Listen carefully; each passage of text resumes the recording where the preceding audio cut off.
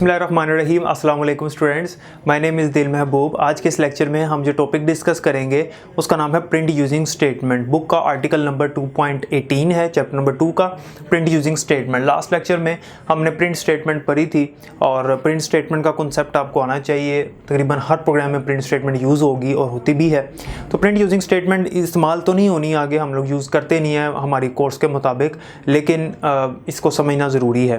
Print using statement ऐसी statement है जिसके ज़रिए से हम स्क्रीन पे जो हमने आउटपुट प्रिंट करनी होती है, जो भी हम स्क्रीन पे प्रिंट करने जा रहे हैं, कोई वैल्यू है तो उसको फॉर्मेट कर सकते हैं, मतलब उसकी सेटिंग कर सकते हैं कि वैल्यू इस तरीके से नहीं, इस तरीके से प्रिंट होनी चाहिए। फॉर एग्जांपल एक वैल्यू है स्ट्रिंग वैल्यू जिसमें लिखा हुआ है ABCD, लेकिन मैं चाहता हूँ जब ये स्क्रीन पे प्रिंट हो वैल्यू तो सिर्फ AB प्रिंट हो। ये स्ट्रिंग वैल्यू है, किसी वेरिएबल के अंदर स्टोर है।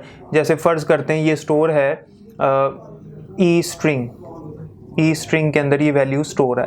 अब मैं चाहता हूँ जब ई स्ट्रिंग की वैल्यू यानी ABCD जब प्रिंट हो तो ABCD प्रिंट ना हो, सिर्फ AB प्रिंट हो, तो इसका मतलब है कि हमें फिर कुछ फॉर्मेटिंग करनी पड़ेगी, कुछ सेटिंग करनी पड़ेगी। तो इस तरह की सिचुएशन के लिए हम यूज़ करते हैं प्रिंट यूजिंग स्टेटमेंट। तो प्रिंट यूजिंग स्टेटमेंट में अब दो बातें हैं इसमें।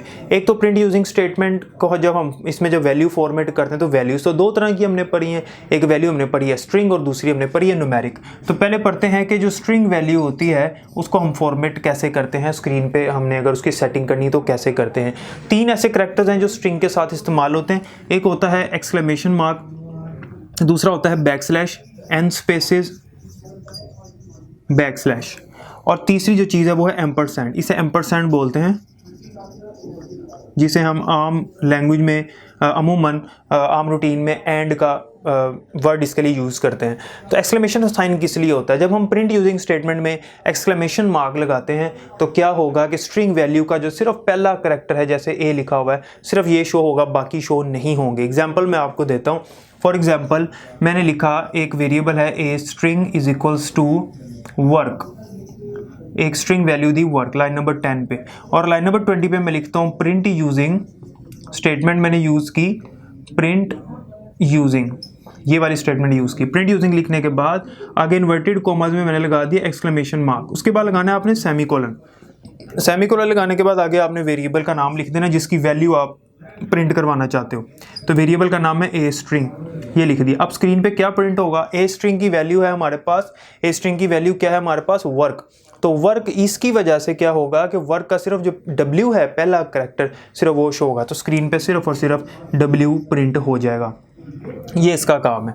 अब बैकस्लैश एन स्पेसेस का क्या मतलब है कि जब हमने किसी स्ट्रिंग वेरिएबल, कोई भी हमारे पास स्ट्रिंग वेरिएबल है, उसकी कोई स्ट्रिंग वैल्यू है, उसमें कुछ करैक्टर्स देखने, 2 देखने, 3 देखने, 4 देखने, ये तो एक के लिए था, ये जो था एक्सक्लेमेशन मार्क ये एक के लिए था, लेकिन एक से ज़्यादा देखने, सारे नहीं देखने। सारे देखने तो ऐसे ही लिख देंगे प्रिंट स्टेटमेंट में, लेकिन सारे नहीं देखने। जैसे मैंने यहाँ बताया कि मैंने सिर्फ ए और बी देखना है, पहले 2 करैक्टर्स, तो फिर क्या करेंगे, या 3 देखने हैं, 4 देखने हैं, तो ऐसी सिचुएशन में हम यूज़ करते हैं बैकस्लैश। ये बैकस्लैश है, ठीक है। एक होता है स्लैश जो डिवीजन के लिए यूज़ होता है, ये बैकस्लैश है, उल्टा स्लैश होता है, इसे बैकस्लैश बोलते हैं। बैकस्लैश लगाने के बाद आपने स्पेसेस देनी है। एक स्पेस दी होगी तो उसमें +2 कर लें, यानी 3 करैक्टर्स दिखाएगा। कोई स्पेस नहीं होगी तो 2 करैक्टर दिखाएगा। 3 स्पेसेस होंगी तो 3 + 2 यानी 5 करैक्टर्स दिखाएगा। फॉर एग्जांपल मैं लिखता हूँ लाइन नंबर 20, फर्स्ट करते हैं लाइन नंबर 10 यही है, और लाइन नंबर 20 पे मैं लिखता हूँ प्रिंट यूजिंग, और इन्वर्टेड कॉमास में मैं लिखता हूँ बैकस्लैश। फर्स्ट करते हैं मैंने यहाँ पे एक स्पेस दी, एक स्पेस, और फिर बैकस्लैश लगा के इन्वर्टेड कॉमास, और यहाँ पे उसी तरह वेरिएबल का नाम ए स्ट्रिंग। तो ए स्ट्रिंग के अंदर क्या है वैल्यू? वर्क। तो एक स्पेस का क्या मतलब है कि +2 कर दे उसमें, यानी 3 करैक्टर्स दिखाएगा, तो WOR सिर्फ ये दिखाएगा, ठीक है। तो यानी कि वो क्या करता है, n जितनी स्पेसेस हैं, n स्पेसेस, n+2 करैक्टर्स दिखाता है हमें, n+2, ये फॉर्मूला याद रखना है। जितनी भी स्पेसेस हैं उनमें +2 करके दिखाता है, n+2 स्पेसेस वो n+2 करैक्टर्स वो हमें स्क्रीन पे शो करता है। तीसरी चीज़ है एम्परसैंड। अगर एम्परसैंड लगाते हैं तो जैसी स्ट्रिंग वैल्यू वो एज इट इज़ शो हो जाएगी, ठीक है। इसमें कोई लिमिटेड करैक्टर्स नहीं है या स्पेसिफिक करैक्टर्स नहीं देखते, हम एम्परसैंड लगाते हैं तो जितनी वैल्यूज़ हैं वो सारी की सारी एज इट इज़ स्क्रीन पे शो हो जाएंगी, मुकम्मल वैल्यू शो होगी। जैसे अगर वैल्यू है ABCD तो ABCD ही शो होगी और इसमें कोई कमी पेशी नहीं होगी। ये तो बात हो गई स्ट्रिंग वेरिएबल्स की, स्ट्रिंग वैल्यूज़ की। अगली बात करते हैं न्यूमेरिक वैल्यूज़ की। जब हमने न्यूमेरिक वैल्यूज़ को फॉर्मेट करना हो स्क्रीन पे अपनी मर्ज़ी से, तो फिर हम क्या करते हैं?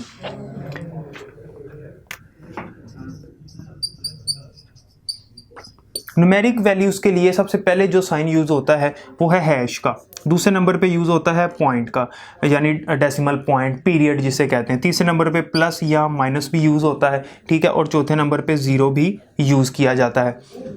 हैश हम कब यूज़ करते हैं? हैश हम नंबर को रिप्रेजेंट करने के लिए यूज़ करते हैं। पॉइंट हम कब करते हैं? जब हमने कोई पॉइंट के बाद कुछ कैरेक्टर्स, डिजिट्स वगैरह देखने हो। फॉर एग्जाम्पल मैं लिखता हूँ प्रिंट यूजिंग, और इन्वर्टेड कॉमास में मैं लिखता हूँ hash hash point hash hash, और वैल्यू में आगे देता हूँ सेमीकोलन लगाने के बाद 85.1। अब 85.1 का मतलब है कि यहाँ पॉइंट लगा। मैंने कहा था पॉइंट से पहले 2 कैरेक्टर्स होने चाहिए, पॉइंट के बाद 2 होने चाहिए।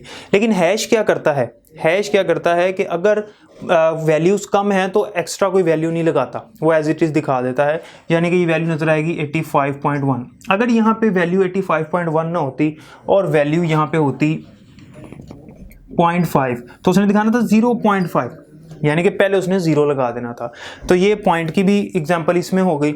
प्लस और माइनस अगर हमने लगाया हो पहले या बाद में, जैसे अगर मैं यहाँ पे प्लस लगा देता हूँ तो वैल्यू के साथ प्लस शो हो जाएगा, माइनस लगाया होता माइनस शो हो जाना था, बाद में भी अगर लगाता एज इट इज़ शो हो जाना था। जबकि ज़ीरो हम कब लगाते हैं? जब हमने ज़ीरो को शो करना हो। एग्जाम्पल इसकी देखें ज़रा, मैं लिखता हूँ इन्वर्टेड कॉमर्स में 0.00।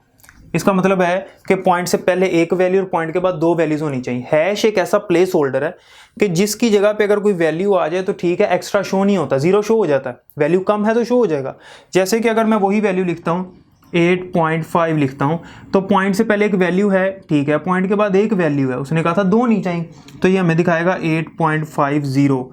तो 8.50 लगाने से या 8.5 लिखें 8.50 लिखें फ़र्क कोई नहीं पड़ता, लेकिन वो 0 दिखा देगा। 0 कैसा प्लेस होल्डर है जिसकी जगह अगर कोई नंबर ले ले तो ठीक है, नहीं तो वो शो हो जाएगा, ये 0 होता है। और फिर एक और होता है कोमा। कोमा हम किस लिए लगाते हैं? जैसे कि मैं कहता हूँ कि हर 3 डिजिट्स के बाद, जैसे आपको पता है कि हम हर 3 डिजिट्स के बाद, जैसे ये है, ये एक वैल्यू मैंने लिखी, तो 3 डिजिट्स के बाद, 3 नंबर्स के बाद कोमा लग गया, ऐसा हमने काम करना है। मैं कहता हूँ कोमा लग जाए, हमने लिखा है या नहीं लिखा, जब प्रिंट हो स्क्रीन पे तो कोमा लगा हुआ है 3 वैल्यूज़ के बाद, तो मैं लिखूंगा हैश हैश हैश और लगाऊंगा कोमा, फिर हैश हैश। तो आगे मैं वैल्यू लिखता हूँ 32567।